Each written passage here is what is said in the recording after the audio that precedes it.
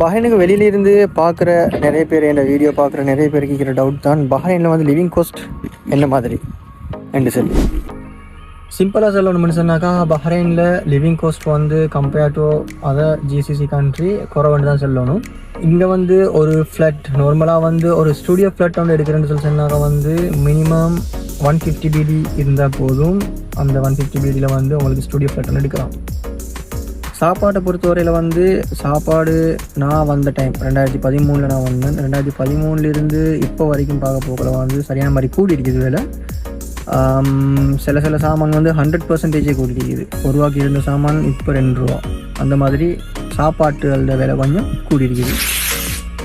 அதே போல் வந்து நிறைய பேர் கேட்குறது வந்து இந்த விசிட் விசாவில் வந்துன்னு சொன்னாக்கா ஜாப் எடுக்கலுமா அப்படின்னு சொல்லி கேட்குற கேள்வி. உண்மைக்கும் நல்ல ஆப்பர்ச்சுனிட்டிஸ் இருந்தது. விசிட்டில் வந்து இங்கே நிறைய பேர் ஜாப் தேடி நிறைய ஜாப் செட் ஆகிடுச்சு, அவங்க ஜாப் செய்கிறாங்க.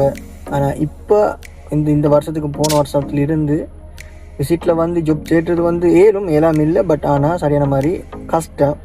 ப்ரொஃபஷனல் ஃபீல்டில் இங்கே வந்து டிமாண்ட் இருக்குதா என்ன ஏதுன்னு சொல்லிட்டு ரீசர்ச் ஒன்று பண்ணிவிட்டு வர்றது நல்லது.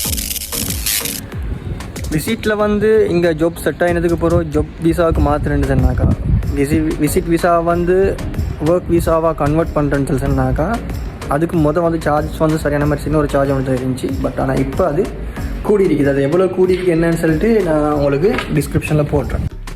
யார் சரி வந்து பஹ்ரைனில் வந்து சொந்தமாக ஒரு பிஸ்னஸ் வந்து ஸ்டார்ட் பண்ணணும்னு சொல்லி நினச்சி நிற்கிறாங்களா இருந்துன்னு சொன்னால் அவங்களுடைய பிஸ்னஸ் மேலே அவங்களுக்கு நம்பிக்கை இருக்குன்னு சொன்னாக்கா கட்டாயமாக அவங்களுக்கு பஹ்ரைனுக்கு வந்து பிஸ்னஸ் வந்து ஸ்டார்ட் பண்ணி சக்ஸஸ் ஆகலாம். அதற்கான ஆப்பர்ச்சுனிட்டிஸ் நிறைய இருக்குதுங்க.